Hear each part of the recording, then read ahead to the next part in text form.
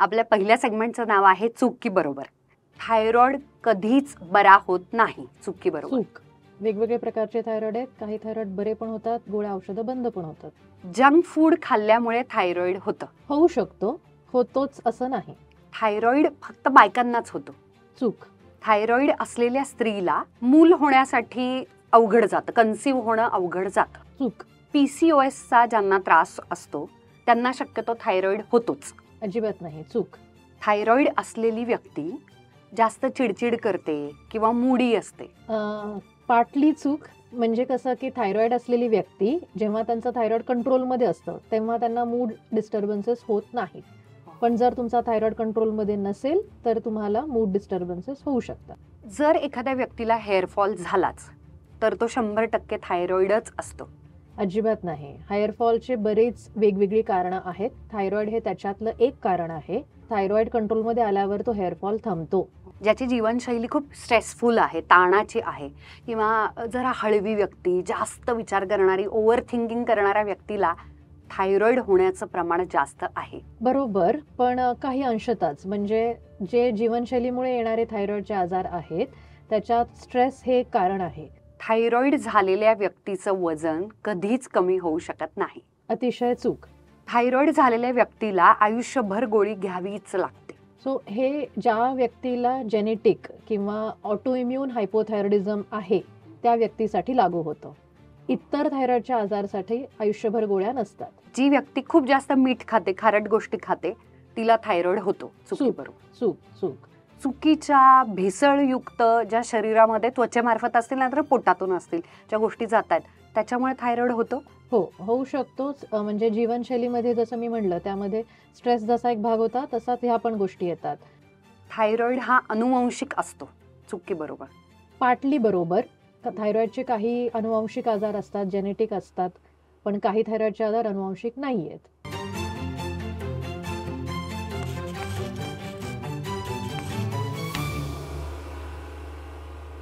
आता आपण दुसऱ्या सेगमेंटकडे येऊया डॉक्टर. ते म्हणजे एका वाक्यात उत्तरे द्या. नेमकं थायरॉइड म्हणजे काय? सो थायरॉइड हे प्रत्येकाला असतं. थायरॉइड ही एक ग्रंथी आहे, ती आपल्या प्रत्येकाच्या शरीरात आहे आणि ती ग्रंथी एक केमिकल बनवत असते. ते केमिकल आपल्या रक्तातून सगळ्या अवयवांना जातं आणि प्रत्येक अवयवाच्या फंक्शनिंगसाठी त्या केमिकलची गरज असते. थायरॉइडमध्ये नेमकं वजन वाढतं का कमी होतं? सो थायरॉइडची ग्रंथी जर कमी काम करत असेल, त्याला आपण हायपोथायरॉइडिझम म्हणतो, त्या व्यक्तीमध्ये थायरॉइड कंट्रोलमध्ये नसताना 3 ते 4 किलो वजन वाढू शकतं. आणि जो विरुद्ध प्रकार आहे ज्याच्यात थायरॉइडची ग्रंथी जास्त प्रमाणात काम करत आहे तर त्या व्यक्तीचं थायरॉइडच्या आजारामुळे वजन 5-6 किलोपर्यंत कमी होऊ शकतं. थायरॉइडमुळे 10-12 किलो वजन वाढलं असं कधीच होणार नाहीये. त्यामुळे खूप वजन वाढणं हे थायरॉइडच्या आजारात बसत नाही. पुढच्या प्रश्नाकडे जाण्याच्या आधी मला तुम्हाला सांगायचं आहे, डायरेक्ट एंडोक्रायनॉलॉजिस्ट म्हणजे हॉर्मोनचा स्पेशलिस्टच येऊन बसवलेला आहे. त्याचं कारण असं ना, नक्की बायकांना काय होतंय हे त्यांना सांगता येत नाही, दुसऱ्यांना समजून घेता येत नाही आणि योग्य तो डॉक्टर मिळत नाही. आणि म्हणूनच ना आपल्या चॅनलवरती असे विषय आणि इतके कमाल एक्सपर्ट डॉक्टर आपल्या भेटीला येत असतात. अजूनही चॅनल सबस्क्राईब केलं नसेल तर नक्की करा. आणि तुम्हाला जर प्रत्यक्षात स्वतःला डॉक्टरांना दाखवायचं असेल तर या एपिसोडमध्ये जे आपल्याला मस्त स्पेशलिस्ट लाभलेले आहेत त्यांना मला आधी वेलकम करायचं आहे आणि त्या म्हणजे डॉक्टर वर्षा जगताप. त्यांचे सगळे डिटेल्स डिस्क्रिप्शन बॉक्समध्ये दिलेले आहेतच. थायरॉइड झालेल्या व्यक्तीला मासिक पाळीचा त्रास वाढतो? हो, पण थायरॉइड कंट्रोलमध्ये आल्यानंतर तो त्रास पण जातो. साधारण कोणाला थायरॉइड होऊ शकतो? कुणालाही होऊ शकतो. सगळ्यांना, आपल्यापैकी सगळ्यांना होऊ शकतो. आणि थायरॉइडचं प्रमाण आता सध्या भारतामध्ये जवळजवळ 8 ते 10% आहे. खूप वेळा जीवनशैलीचं नाव घेतलं जातं थायरॉइडशी संबंधित. नक्की आपल्या सगळ्यांच्या जीवनशैलीमध्ये असं काय चुकतंय की ज्याच्यामुळे थायरॉइड इतका कॉमन झालेला आहे? सो जीवनशैलीमध्ये 3 भाग येतात: आहार, व्यायाम आणि स्ट्रेस. सो आहारातलं आपण म्हणजे आपलं बरंचसं चुकतं ह्या दृष्टीने की आपण प्रोसेस्ड फूडकडे जास्त जातोय, आपण शॉर्टकट करायला जास्त जातोय. आजकाल आपल्याला एवढा वेळ नाही की 3 वेळेला व्यवस्थित कुक करून जेवण करा. सो त्या गोष्टी आपण जर केल्या, बाहेरचं जंक फूड टाळलं तर दॅट इज बेसिक. म्हणजे थायरॉइड आहे म्हणजे ही भाजी खाऊ नका, ते कोबी खाऊ नका, फ्लॉवर खाऊ नका असं नाहीये. तर घरातलं शिजवलेलं अन्न घ्या, बाहेरचं जंक फूड टाळा. When it comes to exercise, तर एक्सरसाइज जे आपण युजली सांगतो की दिवसातला 1 तास तुम्ही व्यायामासाठी द्या, मग तो व्यायाम तुम्ही चालण्याचा करा, धावण्याचा करा, जे काही असेल ते. आणि स्ट्रेस म्हणजे व्यवस्थित झोप घ्या. रात्रीची झोप महत्वाची आहे. जास्त जर खूपच विचार करत असू आपण, झोपच व्यवस्थित होत नाहीये, तर मग आपल्या सगळ्याच म्हणजे जीवनावरती त्याचा इफेक्ट होईल, जसं थायरॉइड वरती पण होईल. आपल्या रोजच्या नॉर्मल आयुष्यामध्ये अचानक एखाद्या व्यक्तीला असं वाटलं की आपल्याला थायरॉइड आहे, तर ते ओळखायचं कसं? म्हणजे त्याची एकदम निश्चित लक्षणं कोणती आहेत की ज्याच्यामुळे त्याची टेस्ट करायला आता तुम्ही जायला हरकत नाही? सो थायरॉइडच्या बाबतीत निश्चित लक्षणच नसतात. म्हणजे थायरॉइडची जी लक्षणं आहेत ती खूप वेग आहेत. म्हणजे आता समजा आपण 10 लोकांना उभं केलं आणि त्यांना विचारलं तुमच्यापैकी किती जणांचे केस गळत आहेत, तर 4 लोक हात वरती करतील. पण त्या 4 लोकांना थायरॉइड नसतं. सो केस गळणं, वजन 3-4 किलोनी वाढणं, संडासला साफ न होणं, त्वचा ड्राय पडणं, हातांना, पायांना, पोटऱ्यांना क्रॅम्प्स येणं, ही हायपोथायरॉइडिझमची लक्षणं असू शकतात. हायपर थायरॉइडिझम मध्ये की वजन कमी होतं, धडधड होते, थरथर होते, घाम जास्त प्रमाणात येतो. पण हे जर तुम्ही सिम्पटम्स बघितले, म्हणजे ही जर लक्षणं आपण बघितली, तर ही खूप कॉमन इतर आजारांमध्ये सुद्धा होऊ शकतात. त्यामुळे सिम्पटम्स वरती नाही गेलं पाहिजे. ज्या व्यक्तीच्या घरात थायरॉइडचा आजार आहे त्या व्यक्तीने स्वतःचे रिपोर्ट वर्षातनं एकदा काढलेच पाहिजेत. विनाकारण आलेला सततचा थकवा हे लक्षण असू शकतं का थायरॉइड मध्ये? असू शकतं. पण जेव्हा थायरॉइडचा रिपोर्ट खूप खराब आहे, म्हणजे एखाद्या व्यक्तीचं TSH ची लेवल, TSH म्हणजे रक्तातली पातळी, जे आपल्याला सांगते की थायरॉइड आपली ग्रंथी काम व्यवस्थित करत आहे की नाही. तर जर ती खूपच बदलली, म्हणजे खूपच वाढली किंवा खूपच लो गेली, तर त्याच्याने थायरॉइडला त्यामुळे व्यक्तीला त्या थकवा येऊ शकतो. पण तो फटीग टेम्पररी असतो, तेवढ्या पिरियड पुरता. जेव्हा त्याचा TSH नॉर्मल होतं ट्रीटमेंटनी, तो फटीग निघून जातो. इंटरनेटवरती जे सगळ्यात महान डॉक्टर होऊन बसलेले दुर्दैवाने, त्याच्यामध्ये असे काही 2-3 पदार्थ आहेत की इतके स्पेसिफिकली जोडले जातात ना थायरॉइडशी. ते म्हणजे सोयाबीन, त्याच्यानंतर शेवग्याच्या शेंगा वगैरे. हे खाल्ल्यानं थायरॉइड होतो का? नाही, अजिबात असं काही नाहीये. फक्त काय असतं, थायरॉइडच्या काही गोळ्या आहेत ज्या हायपोथायरॉइडिझम व्यक्तीला आम्ही देतो. सकाळी उपाशी पोटी आम्ही त्यांना ते घ्यायला सांगतो. तर त्या गोळ्या ना मायक्रोग्रॅम मध्ये असतात आणि काही अन्नाचे पदार्थ, म्हणजे समजा मी थायरॉइडची गोळी घेतली आणि मी 1 तासात प्रोटीन पावडर सोयाबीन बेस्ड किंवा सोय प्रोटीन बेस्ड घेतली, तर माझी ती गोळी अब्झॉर्ब नाही होणार. सो मग त्या व्यक्तीला सांगितलं जातं की तुम्ही जे काही सोयाचे प्रोडक्ट्स घेताय ते 3 तासानंतर घ्या. म्हणजे गोळीच्या इमिजिएटली बरोबर घेऊ नका. पण मला थायरॉइडचा आजारच नाहीये आणि मी सोया प्रोटीन घेतोय किंवा घेतीये, तर मला थायरॉइड नव्याने येणार नाहीये त्यामुळे. अजून कोणते थायरॉइड संदर्भातले गैरसमज आहेत का तुमच्या मते? सो खूप मोठा गैरसमज जो आम्हाला विचारला जातो तो भाज्यांच्या बाबतीत, म्हणजे कॉलीफ्लॉवर, ब्रोकोली. म्हणजे पेशंट्स येतात आणि म्हणतात आम्ही वर्षानुवर्ष या भाज्या खाल्लेल्याच नाहीयेत. तर हे चुकीचं आहे. म्हणजे थायरॉइडचे पेशंट सगळ्या भाज्या खाऊ शकतात. भाज्यांचं प्रमाणाला पण काही असं लिमिट नाही आहे. तुम्हाला जे आवडतं त्याप्रमाणे तुम्ही ते सगळ्या भाज्या खाऊ शकतात. सी फूड बद्दल पण खूप मिसकन्सेप्शन्स आहेत की थायरॉइड असलेल्या व्यक्तीने मासे खाऊ नये किंवा काय.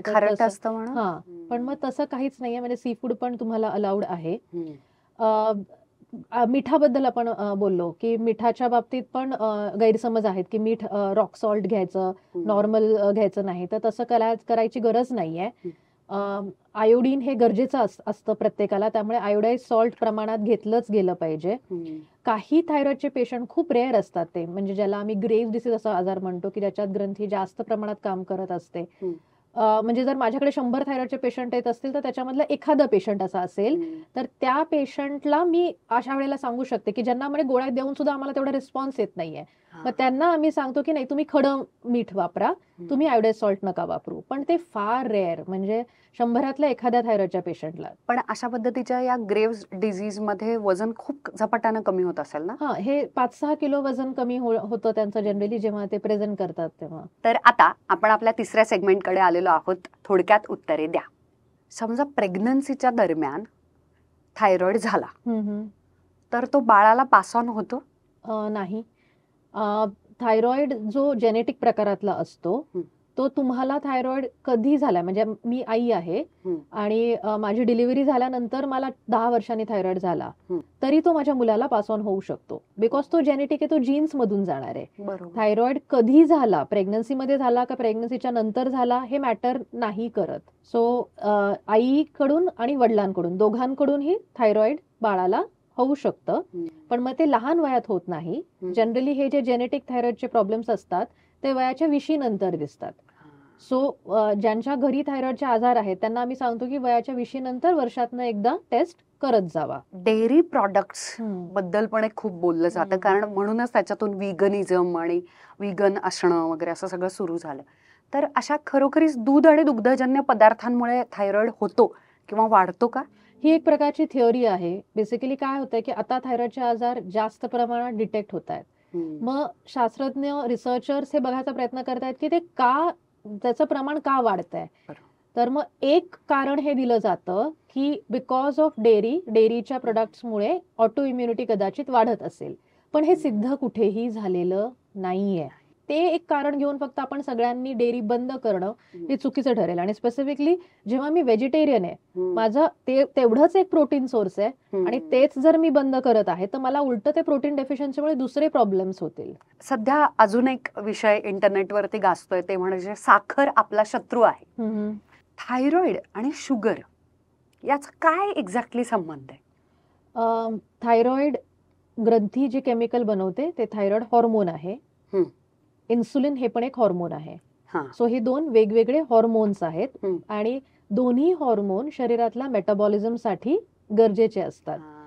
तर थायरॉइडच्या आजारांमुळे इन्सुलिनचे आजार होत नाहीत किंवा इन्सुलिनच्या आजारांमुळे थायरॉइडचे आजार होत नाहीत. ओके. पण दोघांच्या आजाराचे सिम्पटम्स ओव्हरलॅप होऊ शकतात.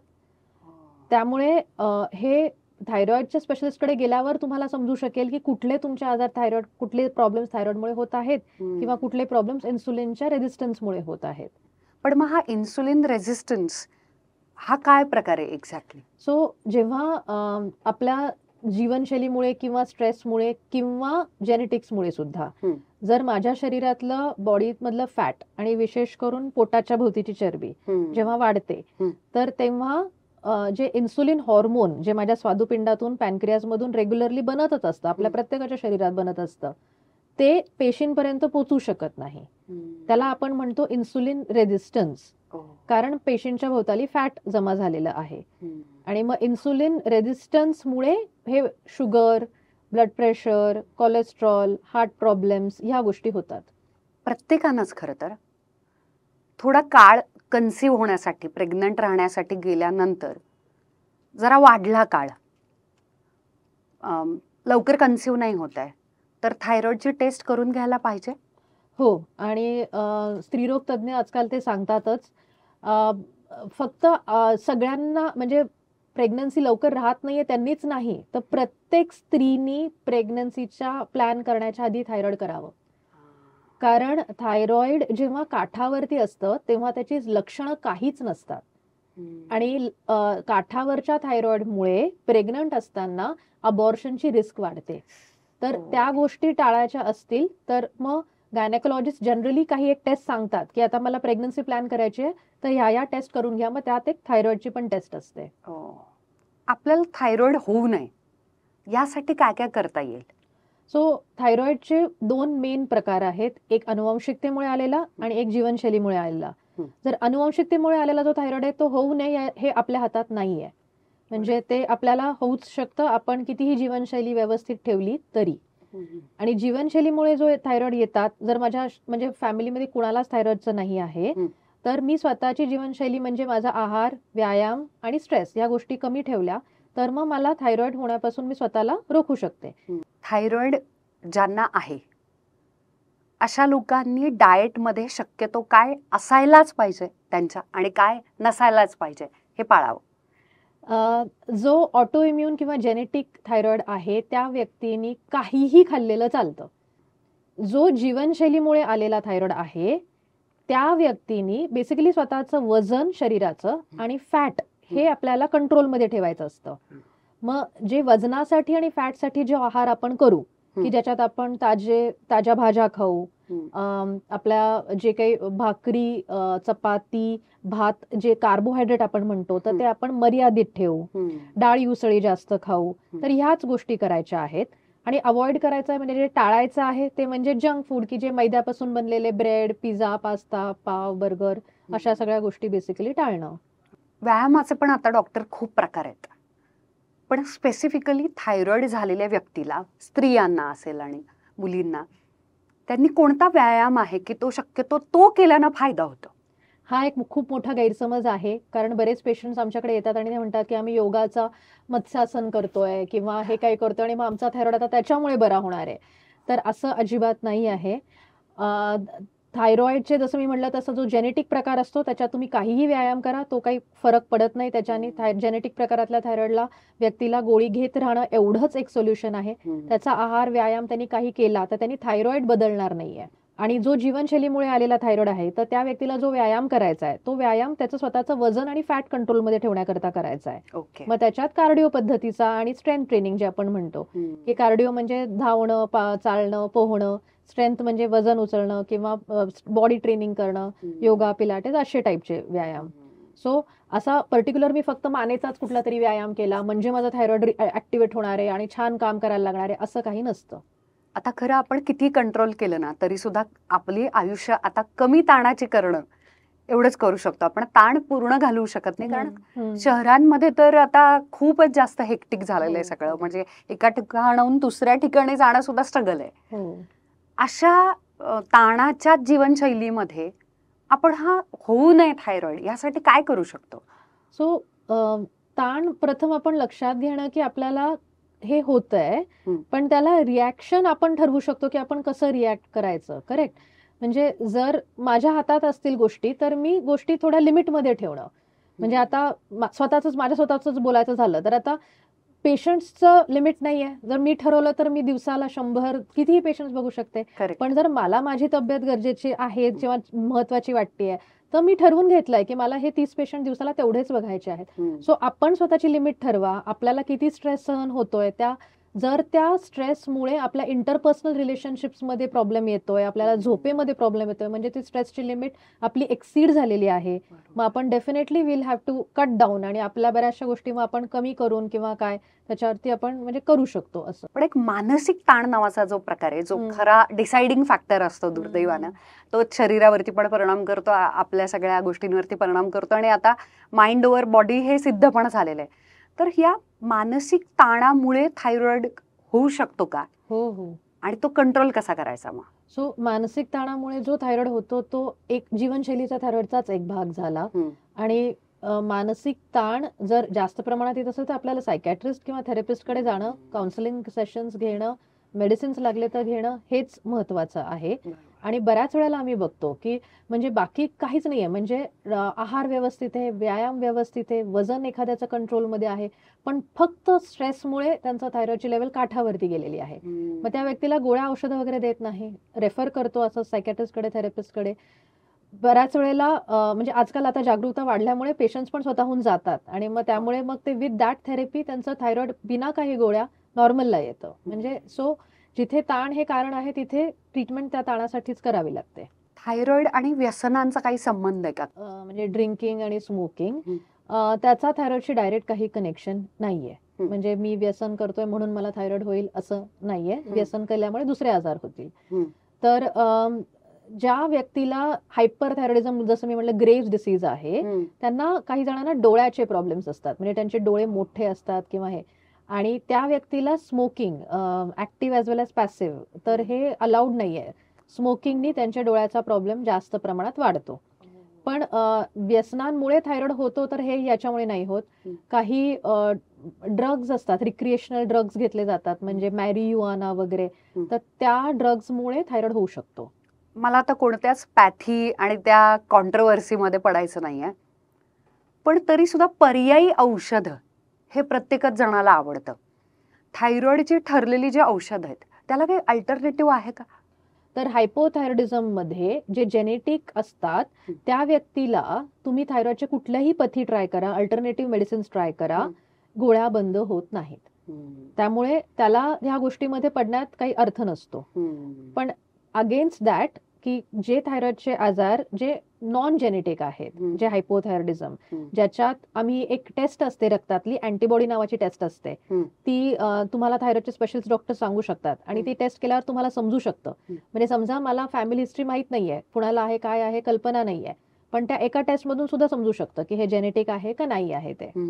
तर मग जर तुमचं जेनेटिक थायरॉइड नसेल तर मग तुम्हाला हे आयुर्वेदा, होमिओपॅथी तुम्ही ट्राय डेफिनेटली करू शकता, कारण मग त्या केसेसमध्ये थायरॉइडचे मेडिसिन्स लाईफ लॉंग तसेही नसतात. म्हणजे तुमचे मेडिसिन्स बाकी काही गोष्टी करून तुम्ही बंद वगैरे करू शकता. अजून एक प्रश्न डॉक्टर विचारायचा होता की आपण मगाशी बोललो की मूड स्विंग्स होणं, चिडचिड होणं, आता खरं तर या खूप मानसिक भावना आहेत. तर मग डिप्रेशन, डायरेक्ट आता टोकाची उदासीनतेबद्दल, नैराश्याबद्दल बोलतोय आपण, पण त्याचा आणि थायरॉइडशी काय संबंध आहे? कारण थायरॉइड पेशंट्स डिप्रेशन प्रोन असतात असं कुठेतरी म्हटलं जातं. सो थायरॉइड हायपोथायरॉइडिझम, थायरॉइडची ग्रंथी कमी काम करणं आणि त्या व्यक्तीचं जर TSH खूप हाय लेवलला गेलेला असेल, म्हणजे ते TSH 40-50 असं खूप हाय, म्हणजे जे 5च्या खाली म्हणजे नॉर्मल असतं. सो समजा त्याचं असं 10 पट वगैरे असं जास्त प्रमाणात वाढलेलं आहे, तर तेवढ्या वाढलेल्या थायरॉइडमुळे डिप्रेशन नक्कीच येऊ शकतं. आणि मग ते डिप्रेशन थायरॉइड कंट्रोलमध्ये आल्यावर निघून पण जातं, म्हणजे ते परमनंट राहत नाही. हे किती कमी स्त्रियांना माहिती असेल की आपल्या शरीरामध्ये हॉर्मोनल इम्बॅलन्स, कारण थायरॉइड हे एक हॉर्मोन सिक्रेशनची ग्रंथी आहे आणि ते कमी किंवा जास्त, ज्याला आपण इम्बॅलन्स म्हणतोय, ते झाल्यामुळे मला डिप्रेशन येऊ शकतं. दरवेळी मानसिकच आयुष्यातलं कारण असू शकत नाही. त्याच्यामुळे जे सुख टोचतंय का तुला वगैरे असं म्हटलं जातं, त्याला ऍक्च्युअली केमिकल लोचे हे कारण आहे. हे आता सिद्ध झालेलं आहे. ऍक्च्युअल हॉर्मोनच्या डॉक्टरांना बोलावं ना आपण हे सिद्ध केलेलं आहे. वा. तुम्ही अशी कोणती एक गोष्ट सांगाल थायरॉइडच्या पेशंटला की जी दररोज करायलाच पाहिजे आणि अजिबात करायला नको? म्हणजे जेनेटिक थायरॉइडचा जो पेशंट आहे त्याला मी फक्त एकच गोष्टी करायला सांगेल, ते म्हणजे गोळी व्यवस्थित पद्धतीने घे. म्हणजे काही पेशंट्सला आम्ही थायरॉइडची गोळी सकाळी उपाशी पोटी साध्या थोड्याशा पाण्याबरोबर पुढे पाऊण तास अंतर ठेवणं, चहा कॉफी नाश्ता त्या पाऊण तासात न घेणं, हे अतिशय महत्वाचं असतं. म्हणजे गोळी कशी तुम्ही घेताय हे फार महत्वाचं असतं. तर त्या पद्धतीने गोळी घ्या, एवढंच आम्ही त्याला सांगू. काय करू नका असं काही विशेष नाही. जो जीवनशैलीमुळे आलेला थायरॉइड आहे त्या व्यक्तीला मी सांगेल की दररोज एक्सरसाइज, दररोज व्यायाम करा आणि आहाराची पथ्य पाळा. जर तुम्ही स्वतः थायरॉइडच्या पेशंट असता तर अशी कोणती गोष्ट की जी तुम्ही नक्की करालच? थायरॉइड असलेल्या प्रत्येक पेशंटनी थायरॉइडच्या स्पेशलिस्टला एकदा तरी भेटावं, कारण त्यांना कुठला प्रकारचा थायरॉइड आहे, नक्की तुमच्या आजाराचं तुम्हाला जी लक्षणं आहेत तर ती थायरॉइडमुळे आहेत की नाही हे तुम्हाला समजेल. थायरॉइडच्या गोळ्या तुम्हाला किती दिवस खायच्या आहेत हे तुम्हाला समजेल. आणि दुसरे कुठले आजार असतील तर मग त्याची ट्रीटमेंटसाठी ते डॉक्टर तुम्हाला वेगळ्याकडे म्हणजे रेफर करतील, सांगतील कुठे जायचंय, काय जायचंय. कारण बऱ्याच मेडिकल कम्युनिटीमध्ये सुद्धा थायरॉइडच्या बाबतीत खूप मिसकन्सेप्शन्स, गैरसमज आहेत. त्यामुळे थायरॉइडचे स्पेशलिस्ट तुमचे ते गैरसमज दूर करू शकतात. बऱ्याचदा ना आपल्या सगळ्यांवरती म्हणजे स्त्रियांवरती असा एक ब्लेम केला जातो की तुम्ही ना सगळ्या अंगावरती काढता, आणि म्हणूनच याच्या विरोधात पेटून उठून मी बाई मुद्द्यावर याचा हा एपिसोड घेऊन आली आहे. आपल्याला काही अंगावरती काढायचं नाही. आपलं वजन का वाढतंय, आपलं वजन का कमी होतंय, आपल्याला अस्वस्थ का वाटतंय, सारखी चिडचिड का होतीये, आपल्याला थायरॉइड नाही ना, हेच जाणून घेण्यासाठी तुमच्या आणि माझ्या मनातले सगळे गैरसमज मी डायरेक्ट डॉक्टरांना विचारलेले आहेत. डॉक्टर प्रचंड बिझी असतात. त्यांच्या क्लिनिकच्या बाहेरच्या चपलांची रांग बघितली की तुम्हाला ते कळेल. पण तरी सुद्धा वेळात वेळ काढून याच्या आधीचा पण एपिसोड, खास PCOS जर तुम्हाला झालाय, नाहीये, लक्षणं, औषधं काय काय जर अजूनही बघितलं नसेल तर या एपिसोड नंतर तो एपिसोड बघायला अजिबात विसरू नका. आणि थँक्यू म्हणायचंय मला तुम्हाला डॉक्टर की तुम्ही वेळात वेळ काढून आमच्याकडे आलात आणि आमच्या सगळ्या प्रश्नांची मुद्देसूद उत्तरं दिलीत. थँक्यू सो मच, मला सुद्धा खूप आवडलं. थँक्यू. शेवटपर्यंत व्हिडिओ पाहिला त्याबद्दल धन्यवाद. अजूनही सबस्क्राईब केलं नसेल तर नक्की सबस्क्राईब करा.